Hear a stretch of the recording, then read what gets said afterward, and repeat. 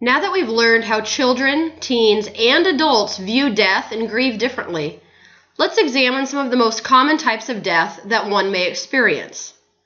Let's begin with children and teens. For many people, the first death they experience may be that of a pet. We never know what someone's relationship may be like with their pet, or with their family for that matter, so we can't just assume that one is easier or harder for children.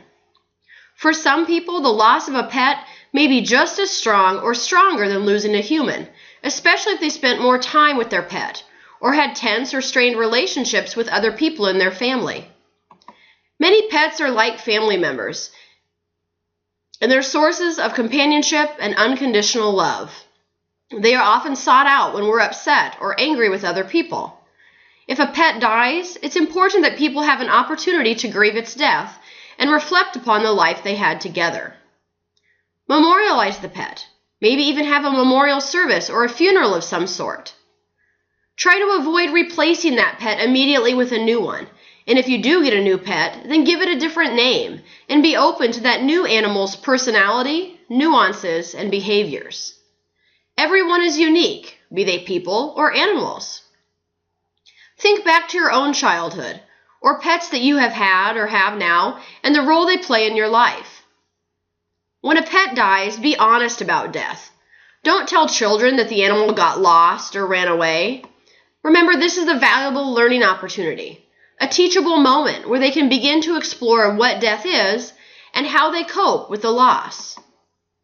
Be cautious with euthanizing and not equating that with going to sleep. This can make kids scared to go to bed at night.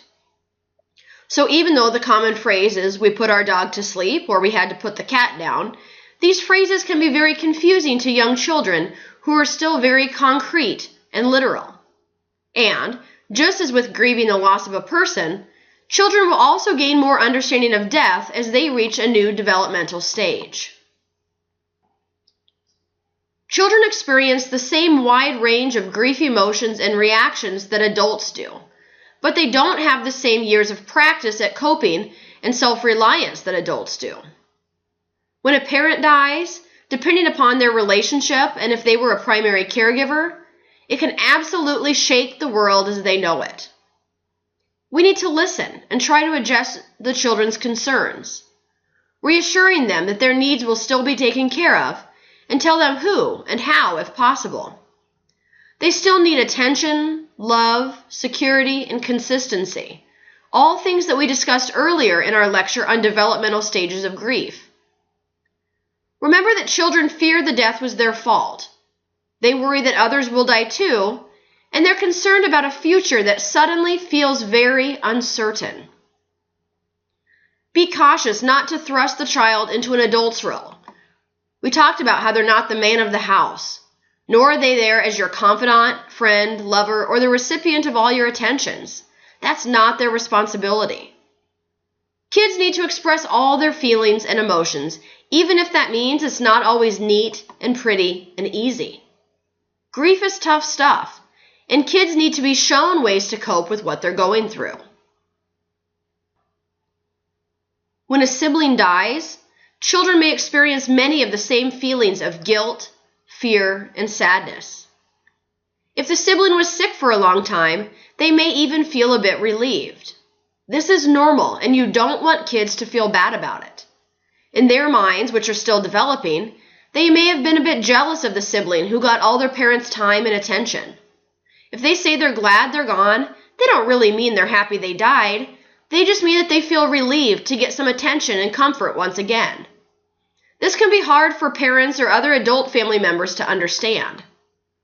Kids don't always understand what's happening, so they may be reacting to the crisis of the death itself, or it may be more traumatic for them to see their parents in such intense pain and anguish. That being said, we don't want to shelter kids from grief. It's healthy for them, it's good for them to see their parents and other people crying, talking about it, and so forth. They need to be a part of what's happening. If at all possible, try to include them rather than exclude them. And while it may be easier for adults to just take care of everything, it doesn't necessarily mean that's always best for the children. It's also important that we reassure kids that we love them for who they are. Sometimes kids subconsciously think that they need to act like their sibling who died, or take on their role, but that then leaves them more confused and makes things more difficult than they already are.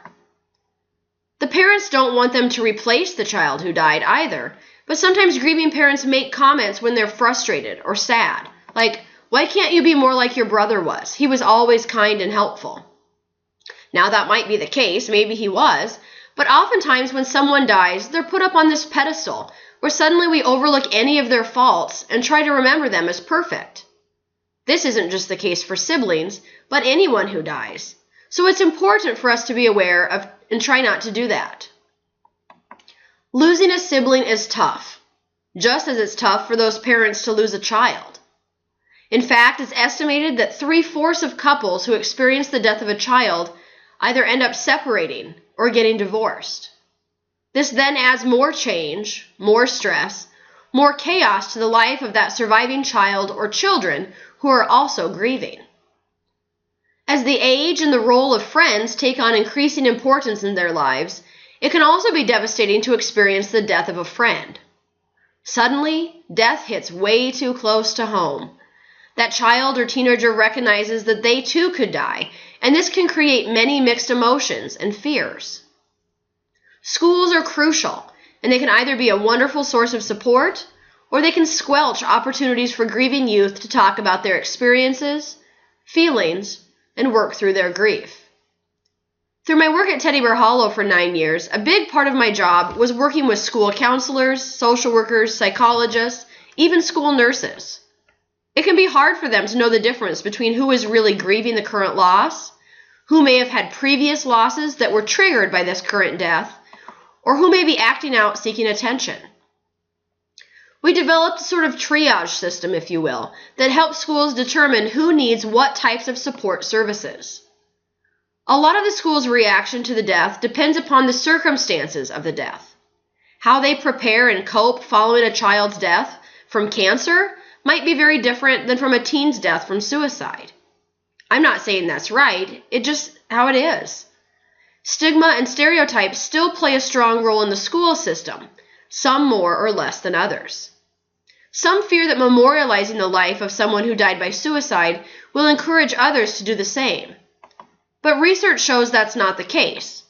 Even so, it doesn't remove the fear or uncertainty that many people feel. The size of the school and the community also play a role in how they respond and what they might do to offer individual or group support, or even how they might memorialize the student who died. This leads into our slide on how children deal with death from suicide. We'll have more specific information in coming weeks, but for now, here are some important things to recognize. Youth may feel responsible. They may have a lot of what-ifs, just like adults do. What if I'd noticed something in her behavior? What if I would have said something when I was worried about him? Why didn't she listen when I begged her not to do this?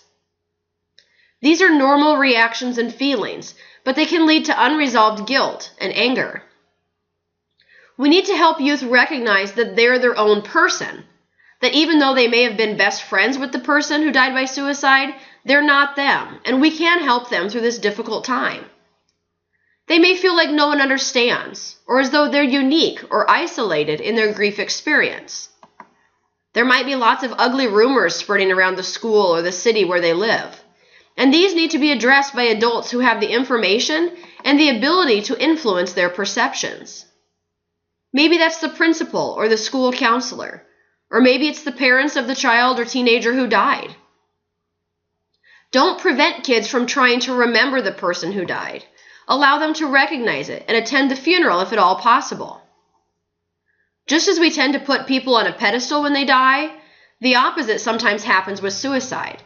Suddenly all people can talk about is how they died or that they took their own life, rather than remembering the wonderful qualities they really possessed. This can add to the pressure and grief for grieving youth and teens. In fact, maybe these tragic deaths can help us rewrite the way we talk about suicide. Just as people die from cancer or heart disease, People also die from depression or broken hearts or mental illness. We looked at community acts of violence and national tragedies at the very start of this class, and we'll just briefly revisit them now. When there's a natural disaster or an act of violence, children don't understand everything that's happening, but they are watching. They're watching adults and peers around them to see how they're talking about it and how they're acting. They can sense all the underlying emotions, fears, and tensions from the world around them. They hear their parents talking at home, their teachers talking at school. They see news clips on television or on their smartphones. They're not immune from the events, but what happens is that they're often left out of the discussion and thus end up having missing or even wrong information. Children who are terminally ill or become seriously injured may also be facing their own impending death. Sometimes we think they're too young to understand, or we worry that we'll make them too sad, and so we lie to them. We tell them that they're going to be fine, that they don't need to worry about it. But they're grieving too. They often know what's happening, even if they don't understand it all. They may also have that magical thinking, as we talked about before, where they think they're able to control what happens, or they attribute their condition to something that is more make-believe or unrealistic. Children's thoughts about what might be right or what might happen, children's thoughts about what might be wrong, with their own body, or what might happen, may be oftentimes worse than the actual truth itself. So get help in trying to explain things to them in a way that will make more sense based upon their unique age and developmental level. In the end, just as adults need permission to let go, kids need that too. They need to know their family will be okay without them, that they'll love them and miss them, but they'll be okay. Kids do worry about that too. They don't know what will happen. They don't want to feel abandoned or as though they are abandoning their family members, and they don't want to be forgotten. Help them be a part of making something that you can put up as a special memento. Maybe they have their own ideas about how they'd like to be remembered and still be a part of the family, even if they cannot be here physically with you anymore. Oftentimes, we're so scared about upsetting them or not knowing how to react ourselves that we just avoid all of this and keep trying to convince everyone, including ourselves, that everything will be okay. But it's not always okay. And unfortunately, we may miss out on some really valuable, meaningful opportunities because of this fear. One final thing to remember is that parents can be integrally involved, but we might want to help separate the roles of caregiver as a parent or from the medical providers. Due to the pain that might be involved, procedures that may be needed, even requiring the child to do something they don't want to do, it can be a really nice gift to let the parents be the parents, and you as the healthcare personnel might be the one that needs to bring up some of that yucky stuff that they don't want to do. I know you want your patients to like you, and they will, but it's not about you. Remember, it's about our patients, and we want to do whatever we can to help their care and their death be as smooth and comfortable as possible. Now that we've had a chance to explore some common death experiences among children, let's look at what types of losses may be experienced during adulthood. Let's begin by exploring childhood death, which is probably one that makes most people very uncomfortable. Parents expect their children to outlive them, so when they lose a child at any age, the loss can be devastating. Many parents are caught in that sandwich generation that we talked about, where they're raising their own kids, but they might still have their own aging parents who are alive or they may be caring for.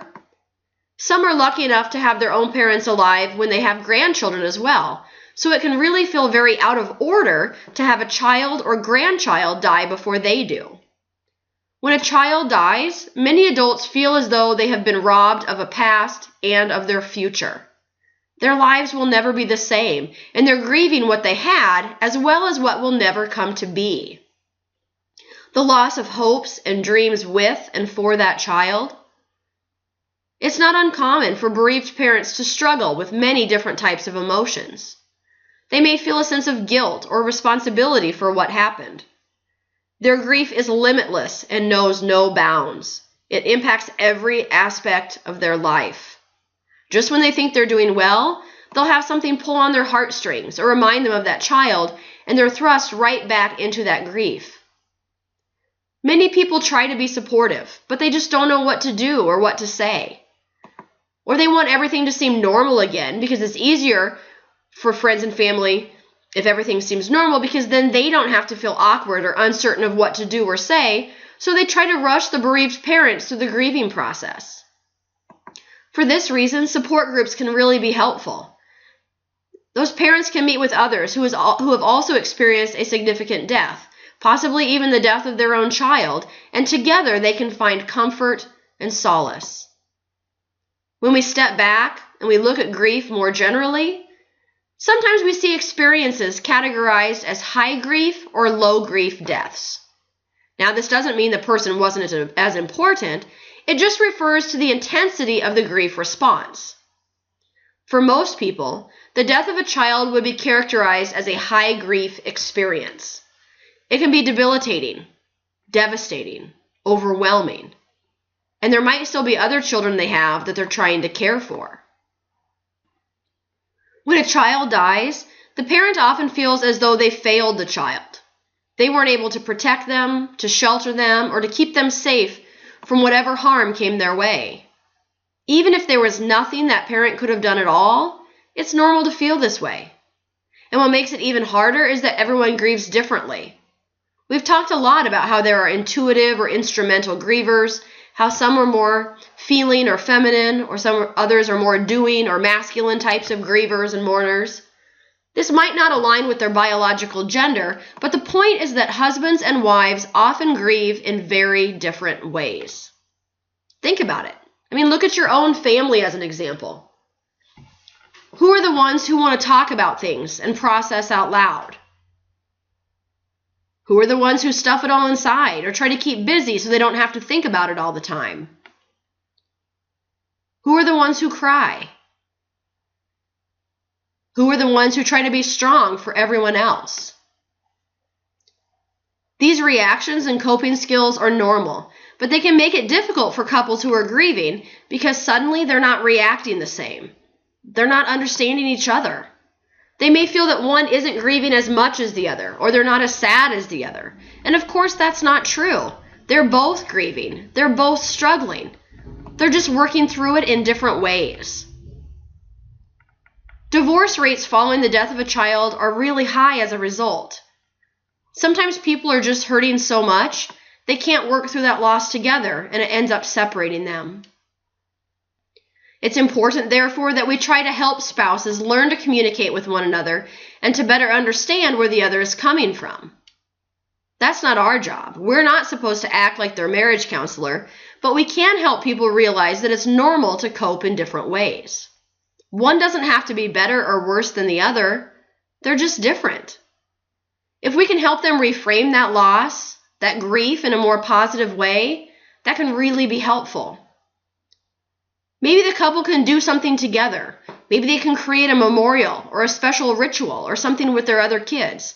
Maybe they can help them see that loss and each other in a more positive light.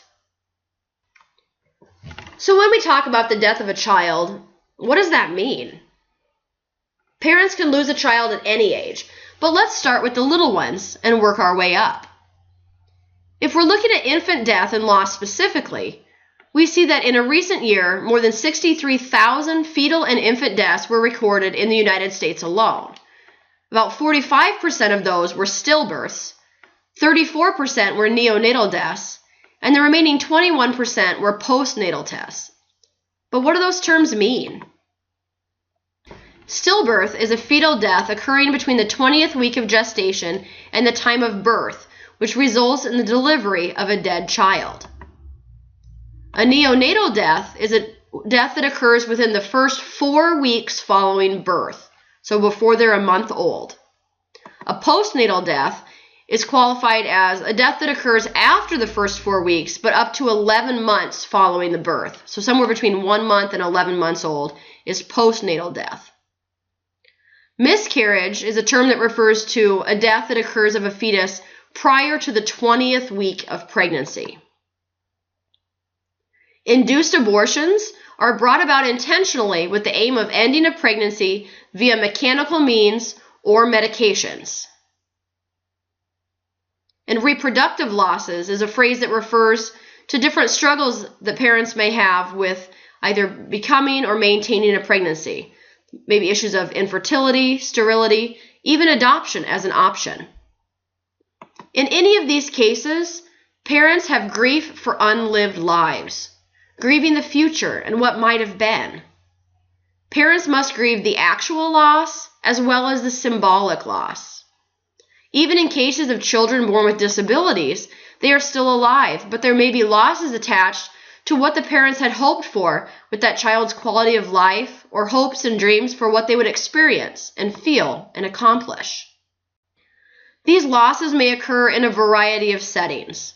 On this slide, I've outlined where we typically see different types of losses occurring.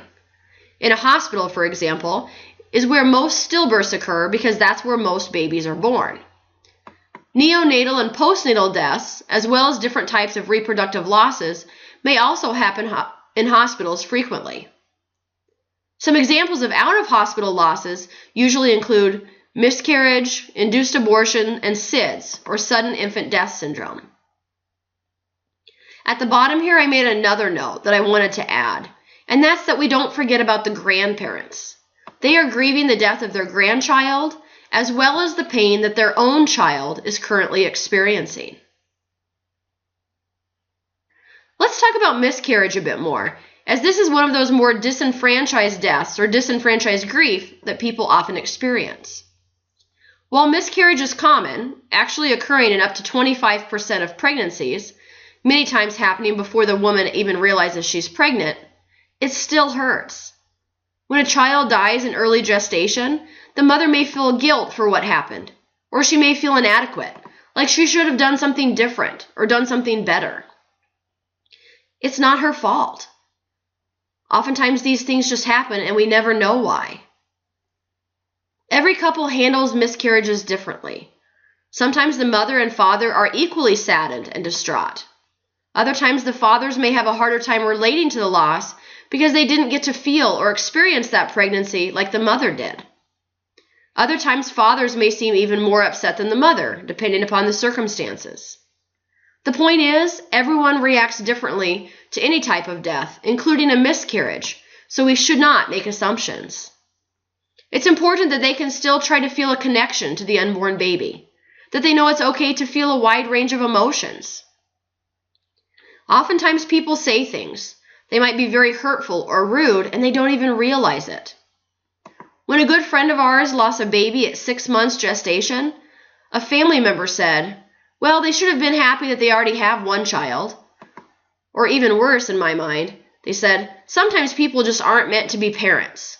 Now I know we all cope differently, but to me that seemed extremely cold and insensitive. We'll talk in a little bit about other do's and don'ts, but these are just some examples to keep in mind.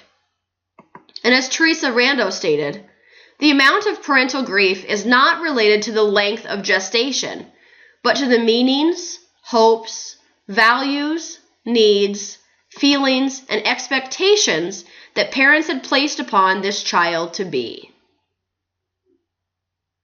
When a miscarriage occurs, it's also normal for people to have a lot of questions. They want to know what happened and why and when. And this is common in our culture, as we want to understand the cause and effect, the logic, the science behind it. We want to be able to have some control anyway, but especially around our ability to reproduce and have children. Encourage parents that if they experience a miscarriage, they can certainly make a list of questions. They can make an appointment with their doctor, with fertility specialists, even genetic counselors. It's okay to ask questions and try to get answers. In some cases, there may not be any answers, but they still have the right to look into that if it helps them. This may be especially helpful for couples who have experienced multiple miscarriages, as there may be some biological and physiological reasons that they're having difficulty maintaining a pregnancy.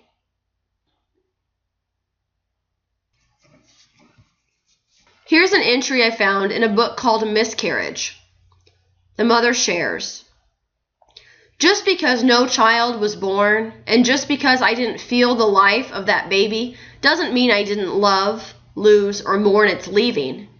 So many people seem to think that I didn't really lose anything. Well, those people make my baby a non-person. It wasn't a paperweight or a rock in my uterus. It was my baby.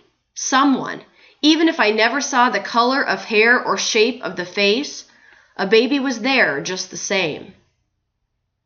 That's powerful. So what can we do? Well, we can try to provide the support that parents need. The hard part, though, is that we don't always know what that is. We can guess, but it's better if we encourage the parents to tell us and to tell others what it is we can do to help. Do they need someone to just listen? Do they need someone to offer to watch their other kids for a while? Do they need to go get coffee once a week? Do they need to get out of the house for some exercise or a sporting event or a movie to just get a break from the loss for a couple of hours? We don't know unless we ask or unless they tell us. We can also let them know that it's okay. If it was a miscarriage, they can still name their baby. They can still have a memorial service for their baby. Sometimes churches do this. Sometimes the hospitals have an annual or semi-annual memorial for all prenatal and infant deaths. Maybe the family themselves want to host a small, intimate gathering and a memorial for the baby who was never born alive. That's all fine. It really is. It's okay, and it's up to the parents. Even if other people feel or act awkward about it, it's not about them. It's about the parents, and it's about the baby.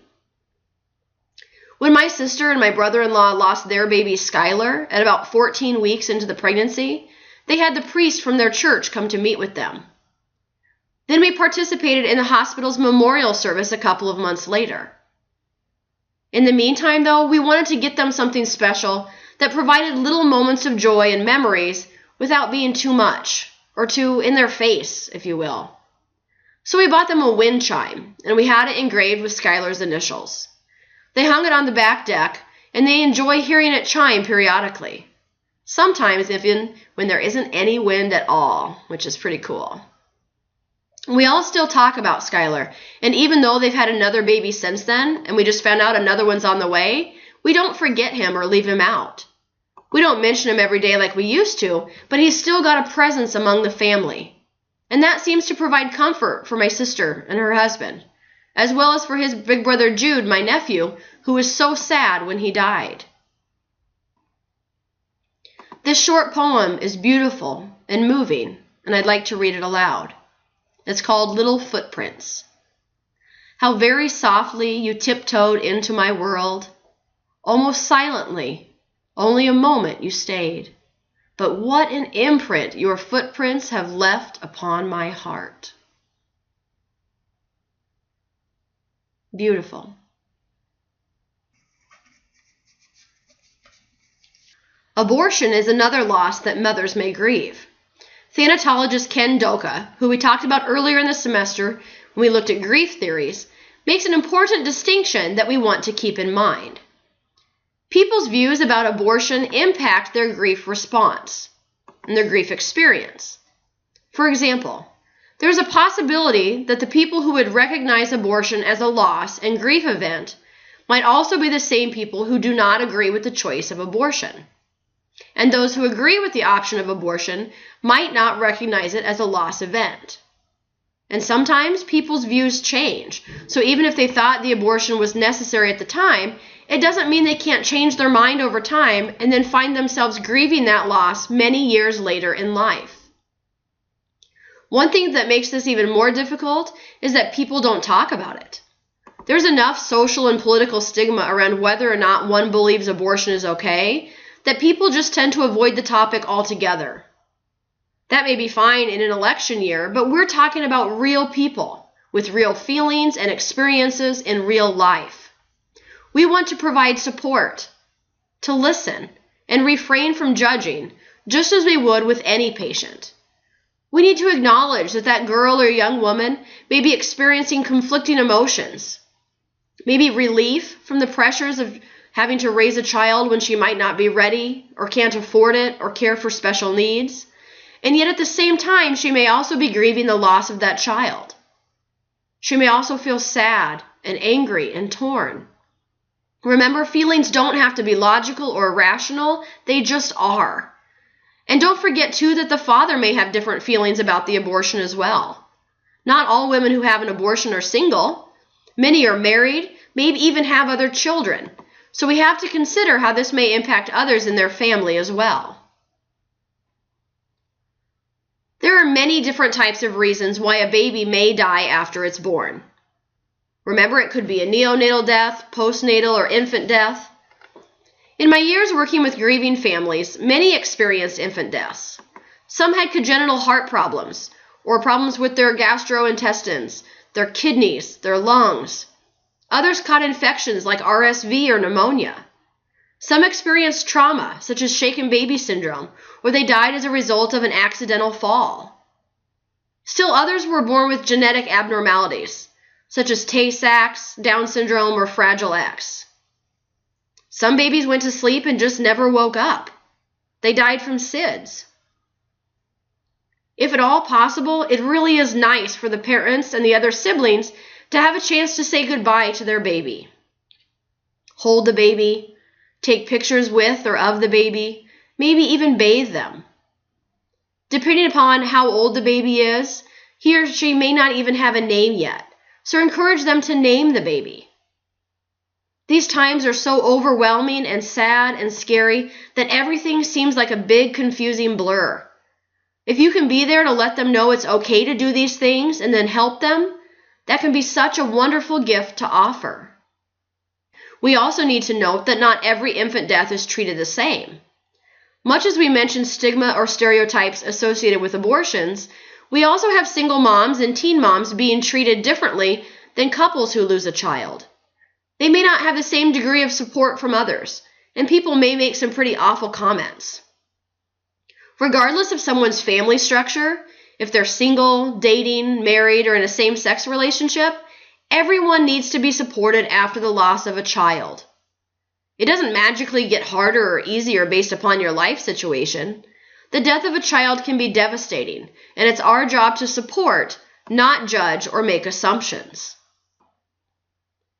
Adoption is also something we need to consider. Even though the mother carried and delivered the baby so it's still alive, it's still a loss in that she has to make a decision to allow someone else to assume parenting rights for her baby, for someone else to raise them and love them. We've come a long ways over the years, and adoptions have taken many different forms. The point is, when you're working with that birth mother, let her make some choices.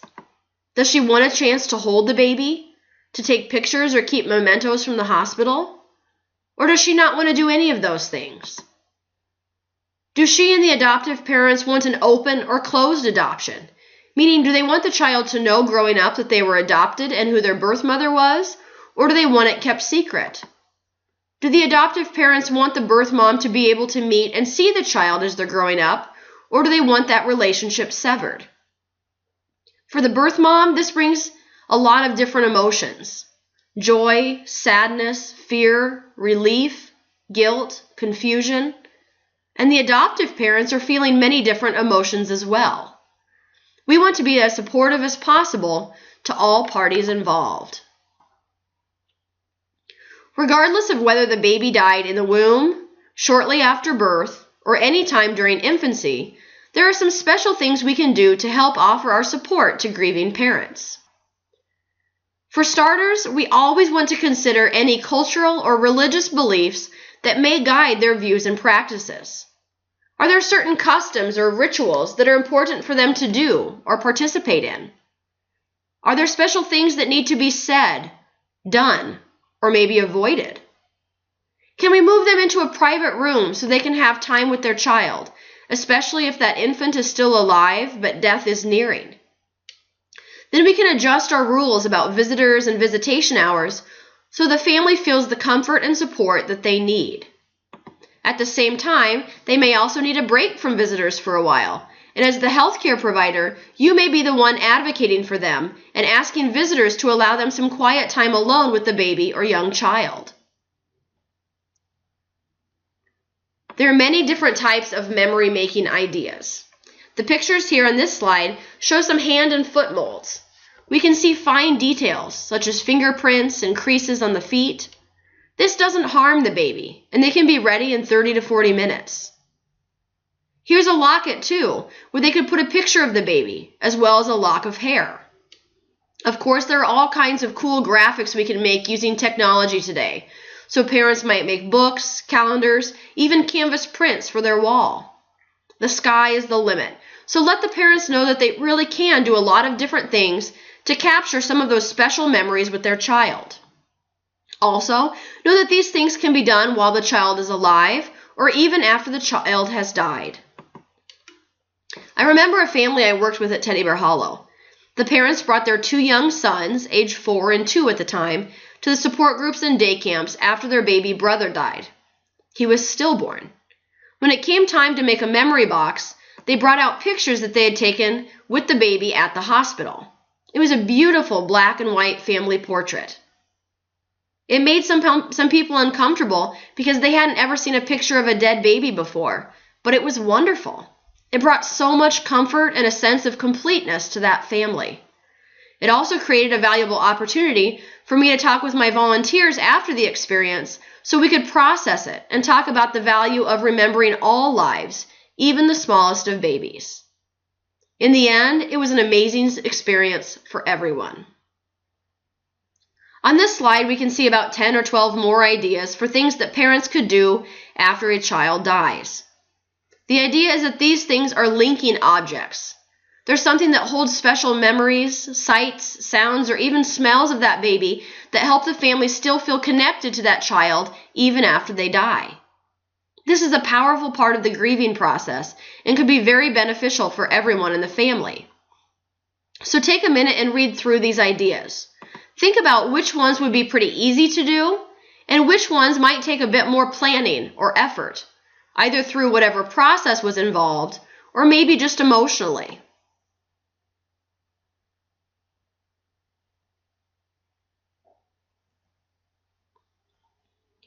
Let's listen to the words of a different mother as she shares her experience. I left the hospital in a wheelchair that squeaked, my stomach flabby with the baby that once was, my face tear-streaked and pale. But I didn't leave empty-handed. I didn't leave with nothing at all. I didn't leave all alone. A box on my lap cradled what was left of you. A hospital bracelet, a lock of hair, a stained blanket, soft, tiny little ink-made footprints, and a card signed by nurses who still said how pretty you were even though you were dead. And on top of the box lay a rose from your daddy. No, I didn't leave empty-handed, just empty. Wow, right? Beautiful, powerful, sad. Parents struggle to grieve the loss of a child at any age. Those parents, as well as others, are often at a loss for what to say and what to do. On one hand, the grieving parents don't want to feel like a burden. They don't want to bother other people with their emotions and problems, so sometimes they try to hold it all in. Other people, like family and friends, may feel uncomfortable and not want to make the parents sad, so they just avoid bringing it up altogether. But that doesn't help either, because then the parents are left without anyone to talk to or be there for them. So we're kind of left in this awkward place in between. We want to provide support, and yet we don't always know how to do that. Because of that, I've developed some lists of do's and don'ts. Some things we can do that generally are supportive to most people after a death, and there are also some things that we should try to avoid doing so we don't add to their pain and suffering. Let's take a look at the list of to-dos first. I would like you to push pause and take a few minutes to read through all of these items. Now, don't just skim through the list really quickly because then you're not actually gaining anything. Instead, really take time to think about them. Read each one aloud and then take some time to think about how you might do that or what that might feel like. Maybe you've done some of these things before. Maybe they're all new. It can be overwhelming, but we also want it to be empowering. So push pause, take some time to really digest these things, and when you're ready to continue, push play again.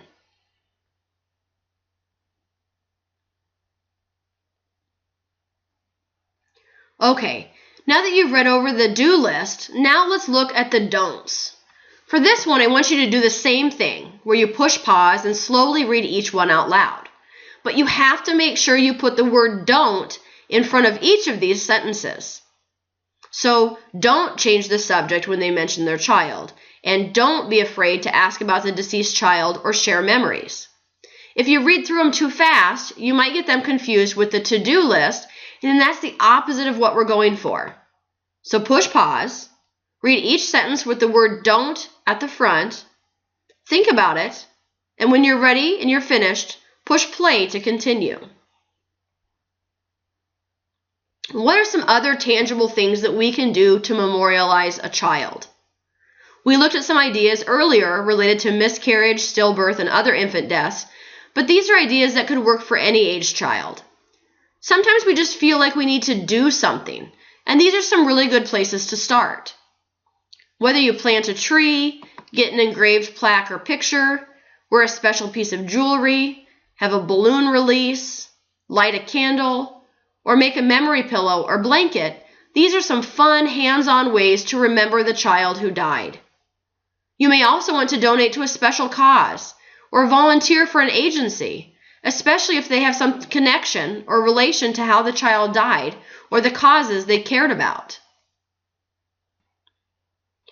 For those of you who are more type A personality and like things organized, or for those of you who are a little less structured and need things more organized, here are some informal and formal ideas for support and follow-up.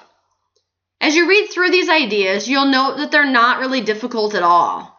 In fact, sometimes we overlook the most obvious things that are right in front of us. These little things go a long way, and just remembering special dates of birth or death, calling the child by name, stopping by or offering to bring a meal or watch the kids or go out to lunch, all those things mean so much to grieving parents. Here's an important point for all of us to remember, though. Don't put it all on them. How many times in our own lives have we told friends or family members, "Let me know if you need something," or "Let me know what I can do"? I mean, we're trying to help, right? We just may not know what they need, or we don't want to impose. But if we put it all on them, chances are they're not going to reach out for help. They don't want to bother people. They don't want to be a burden, and so they suffer in silence. Instead, be specific in what you offer. Like, "I'd like to bring a meal over for you guys on Saturday night. What kind of food sounds good right now?" Or, "I'd like to take the kids to the park for a while so you can have some quiet time. What time this afternoon works for you?" Or, "I'd like to take you out to lunch this week. What day works best?" Also, we want to remember that the whole family is affected by the death and loss.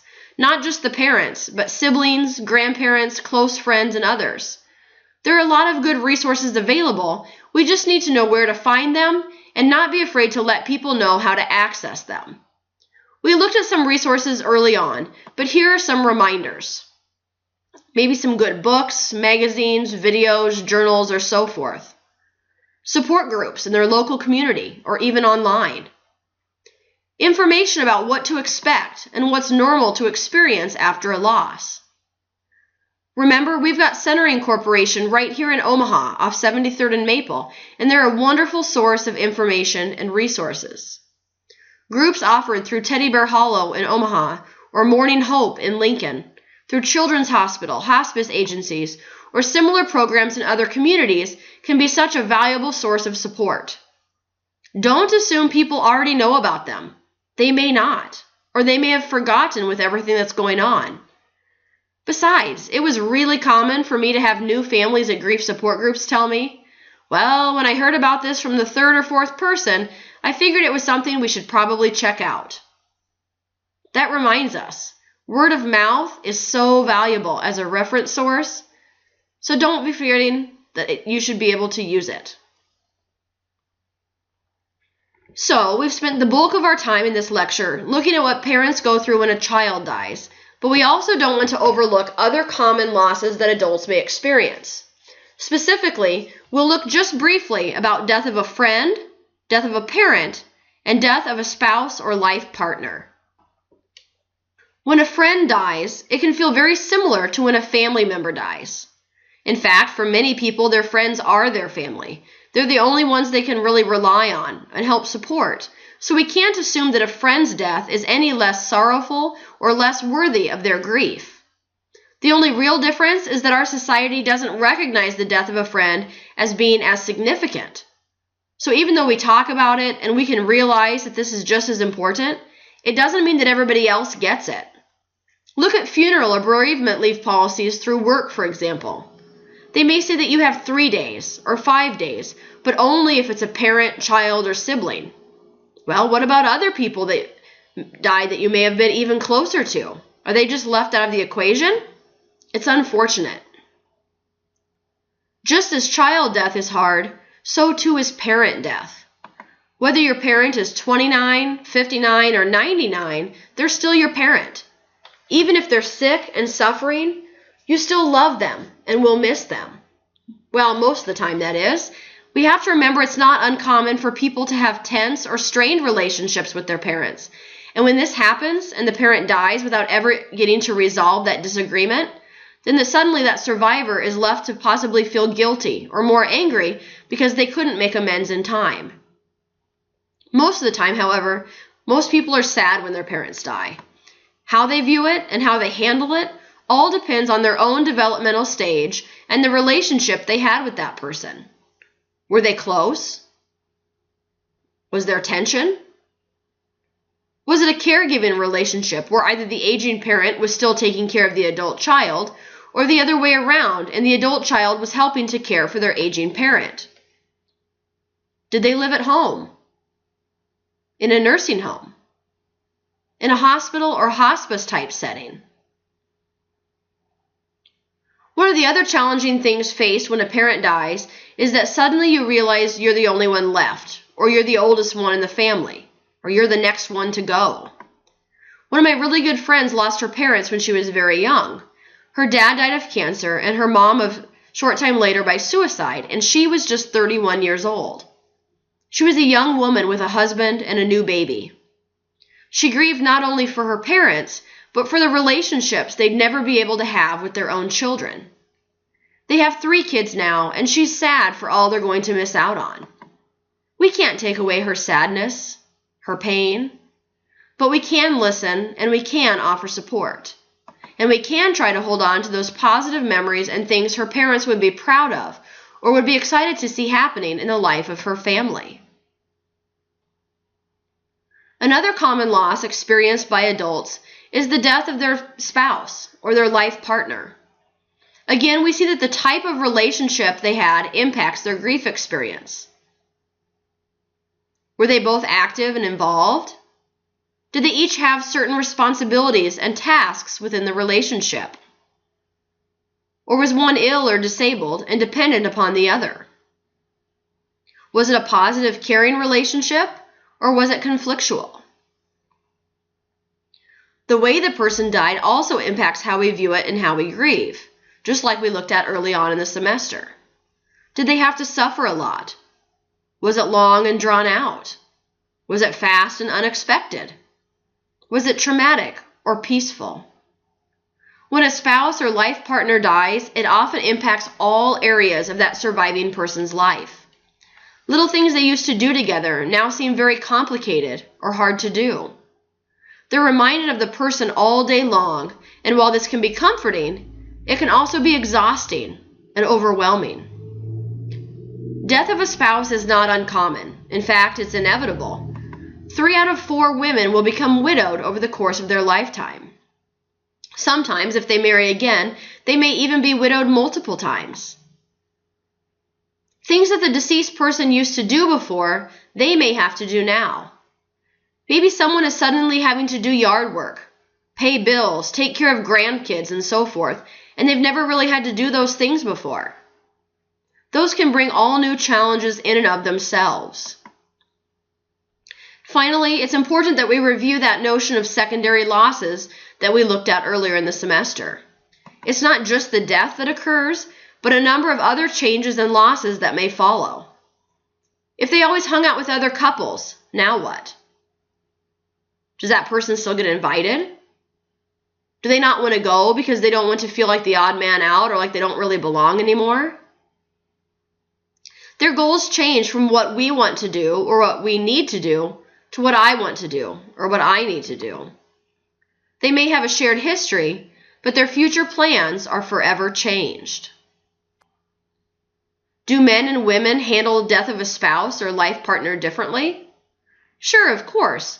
Although you should know by now, through all of our lectures and reading, that it's not just a gender thing, but more so a style thing. It's also interesting when we look at older adults, because it's not uncommon to see old men who are widowers get married again in our society, whereas it's more common to see widowed women remain single. Now, this isn't true for everyone, of course, but those have been trends in the past. I think it'll be interesting to see what the future holds and what trends we see for adults in the later years, especially since people are living longer and longer these days. Let's look a little bit more at social interaction. When a spouse or life partner dies, some people become withdrawn and isolated.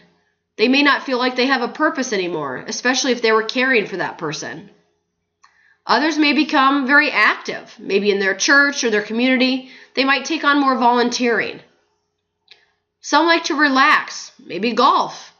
Maybe others move in with adult children, or they move to a retirement community so they can still be social and interact with others while having their physical needs attended to. Some, depending upon how the person died, may also feel a sense of relief. Maybe they're missing that person and they're sad, but at the same time they're glad the person isn't suffering anymore, or they're relieved that they're not in that abusive relationship anymore, or they're feeling a bit relieved that they don't have to be the caregiver 24/7 anymore. It's not bad to feel these ways, and people shouldn't be made to feel guilty. It is what it is. They feel how they feel. There's no right or wrong. We do need to be watching out, though, to make sure people are getting the support they need. When you look at significant losses, especially of a spouse or life partner, the surviving person is at increased risk of death in the 1 year following that loss. Sometimes they just give up the will to live. Sometimes they stop fighting their own battles or health conditions.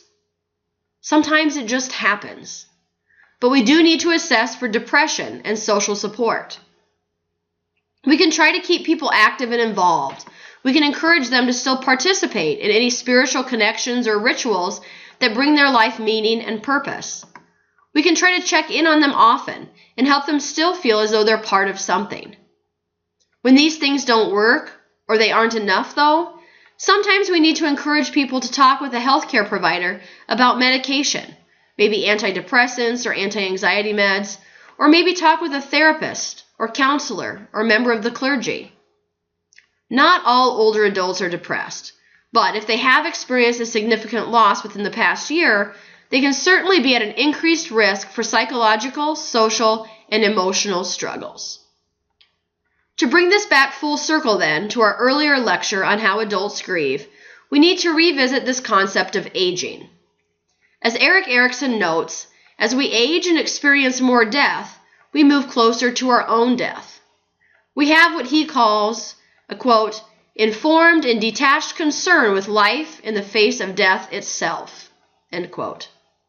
In other words, our perception of death changes. If we worry so much about growing old and dying, then we miss the chance to enjoy our older adult years and the many positive implications that brings.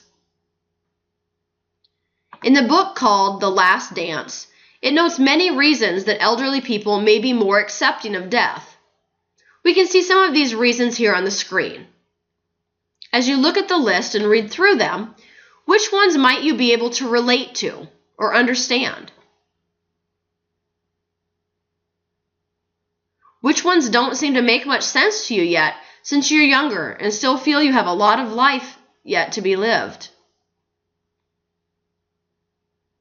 How can you see these things being thought or experienced by older adults in your own life?